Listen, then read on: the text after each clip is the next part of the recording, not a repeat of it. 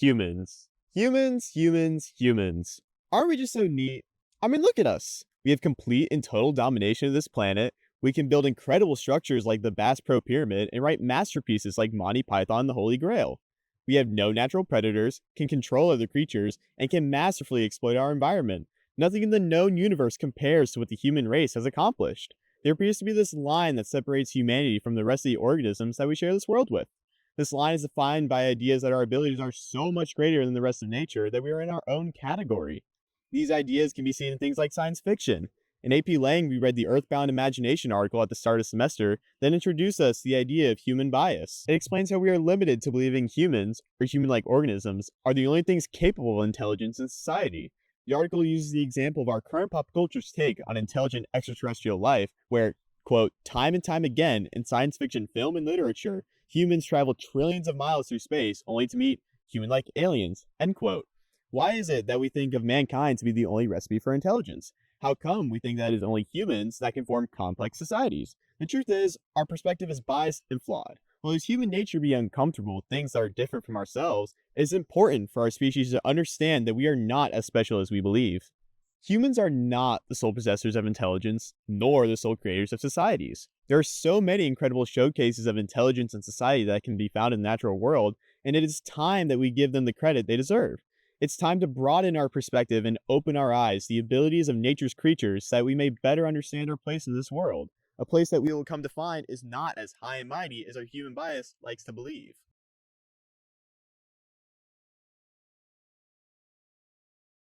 Intelligence can come in many forms that are different from our own. An example of this is swarm intelligence, where many members of a species join together to behave as a system. This can be seen in organisms like ants. On the surface, ants seem to have low intelligence, but they are still able to form some of the most complex societies on Earth. The species Ecdion hamatum are capable of linking together to form bridges that allow them to cross the forest floor. The main difference between the way that these insects think compared to the vast majority of animals comes from their cooperative algorithmic problem solving. Humans typically solve problems through heuristics, methodology which does not necessarily need to be perfect, but will produce a quick and adequate result. Heuristics are derived from similar experiences, and we use them to formulate plans on how to deal with problems. It is what allows you to decide whether you have time to turn when facing oncoming traffic. However, when faced with more complex problems such as mathematics, we employ algorithmic solutions to get an exact answer.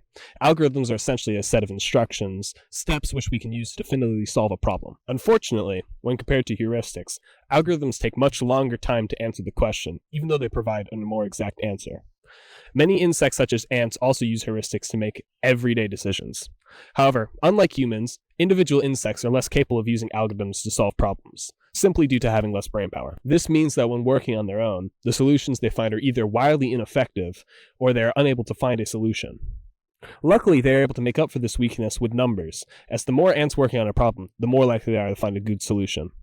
This means that when solving a problem, they will operate autonomously, each of them trying to find different solutions until the best solution has been found. Their social cohesion allows them to communicate amongst themselves and quickly find algorithmic solutions. In fact, their ability to quickly create algorithms has inspired swarm intelligence AI models, which show promising efficiency when solving complex problems. In an experiment, researchers at University of Sydney created a maze with 32,768 possible paths to a food source and only 2 optimal solutions.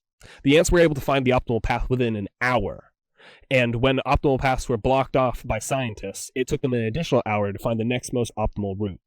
Though they may not have the same level of intelligence as humans, their impressive social cohesion allows them to be extremely effective team problem solvers. It just goes to show how many different factors can contribute to intelligence. It is widely known that members of the corvid family of birds tend to be highly intelligent. These are birds from your crows, ravens, jays, and magpies. The members of this family have demonstrated exceptional problem-solving capabilities, a strong memory, and fairly quick behavioral adaptation. Scientists have designed tests to measure the cognitive capabilities of corvids and found that the smartest of the corvid, the American crow, is more intelligent than many primates. They have even found that the American crow is roughly on par with the chimpanzee, which is considered to be the smartest primate. What's interesting about the fact that these birds are intelligent is that they don't actually have all of the structures of the brain that are necessary for intelligence in mammals. The defining features of intelligence are being able to learn from experiences and being able to apply that knowledge to future situations and adapt your behavior to be better suited for the environment. In mammals, this is done primarily by the prefrontal cortex, which houses your executive functioning and your conscious thoughts. and the hippocampus, which stores your explicit memories, which are your conscious memories.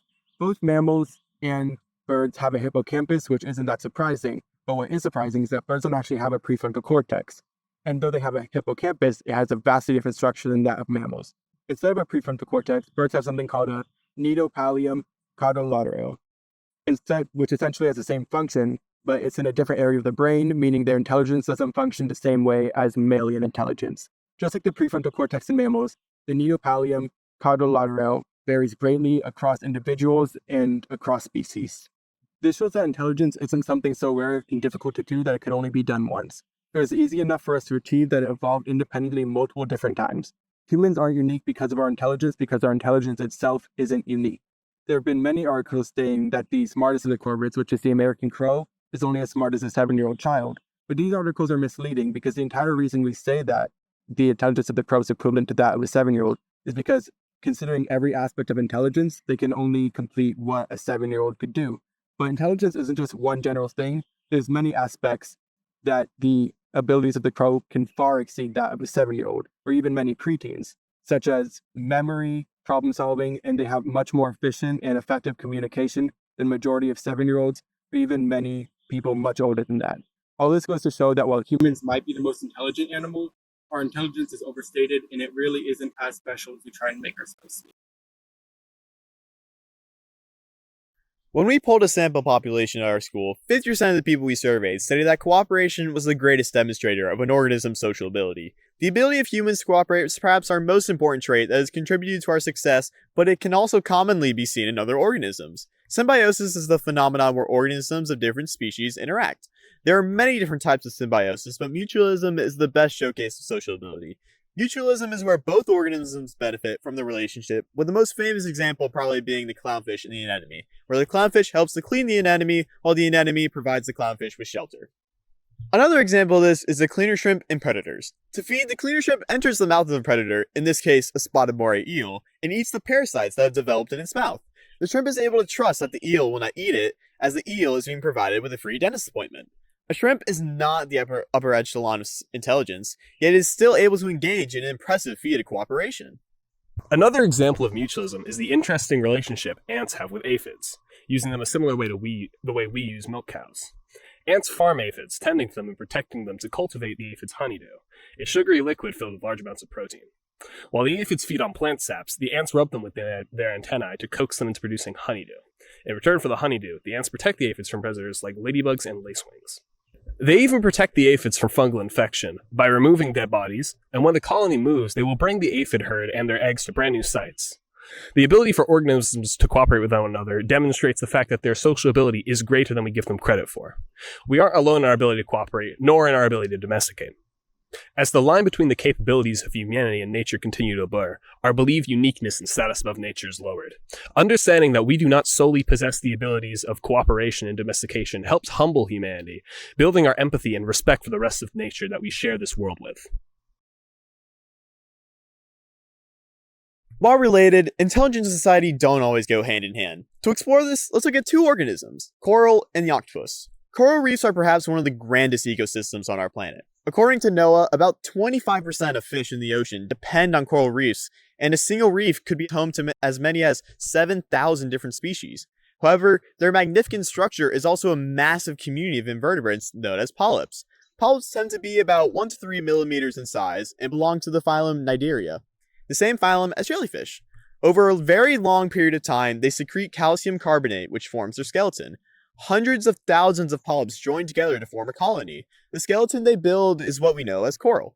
A polyp itself doesn't have a brain, it is incapable of intelligence, yet is still able to form a community and build massive societies. These communities are even capable of actively working together. A coral colony commonly launches organized attacks on nearby corals to gain territory.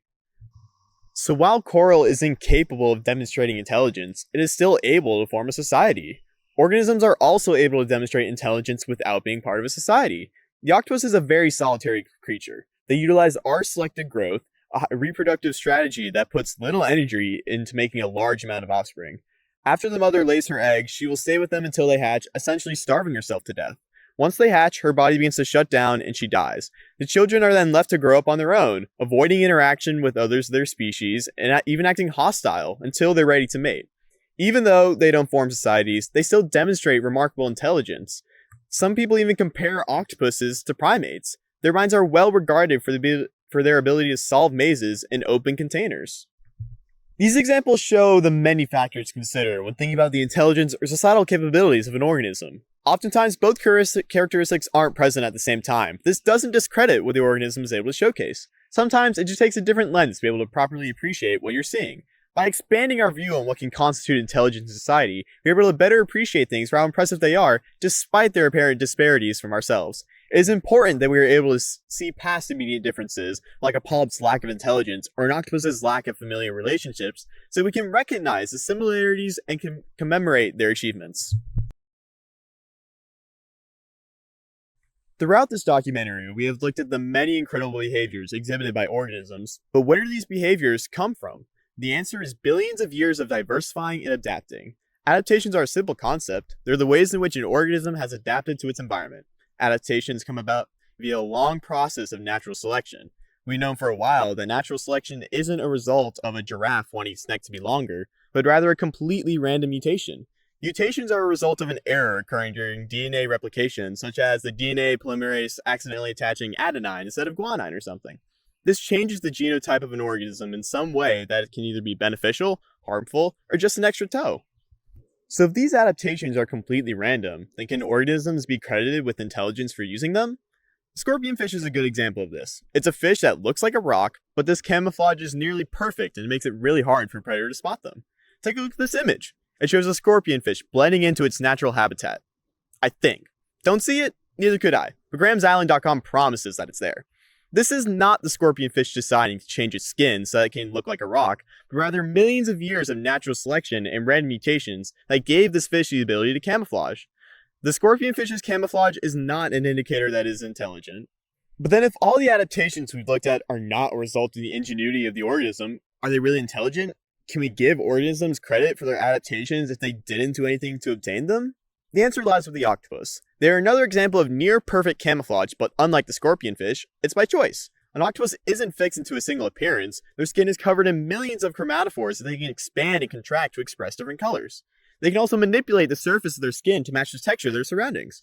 By combining these two abilities, they are able to achieve camouflage on the same level as the scorpionfish, but they can also blend in with other environments. The octopus changes its camouflage to match its current surroundings, which does demonstrate intelligence. So while adaptations are a result of the random chaos that is evolution, the way that organisms are able to utilize them does show intelligence. After all, our massive brain and opposable thumbs came from the same process, but our ability to turn those adaptations into tool use demonstrates our intelligence. It's the same for the octopus. Its ability to morph its body came from mutations, but its ability to use them in a way that perfectly camouflages them with their environment demonstrates their intelligence. In short, while adaptations themselves do not make an organism intelligent, the way that they are able to use them does. The amazing things that organisms accomplish cannot be discredited by the material source of their abilities, but rather we need to respect their ability to use the tools that they have been given. This respect will bring us closer to our true place in nature's hierarchy, which lies much lower than our biased perspective ranks us. In the end, the questions of aphid farming and octopus intelligence have little significance in our community. Our neighborhoods won't really change if people know that corals are actually societies. But despite this, our topic helps to bring to light how similar humans are to the rest of nature. Despite our clear dominance over technology, intelligence, and society, we are not the sole possessors of these things. Ants cultivate aphids like we farm cows. Eels and cleaner shrimp can form bonds of trust. Octopuses are able to alter their bodies to obtain perfect camouflage. Corals band together to construct marvelous superstructures. By understanding how alike we are to the rest of nature, we can gain some sympathy for the atrocities that mankind is committing on the world. In our species' rise to dominance, we have exploited natural resources, demolished habitats, and driven other organisms to extinction. The process by which we charge our phones so that we can scroll through social media and fuel our cars so that we can drive to school are destroying the planet. The climate change caused by a release of fossil fuels for the production of energy is soon to drive many organisms to extinction. Knowing now that the line between us and them is so thin, we can better empathize with them. It questions the ethics of the things that we do to the rest of nature and shows the need for change. In the end, humanity is the #1 species on Earth, but the gap between us and the rest of the rankings is much smaller than people tend to believe.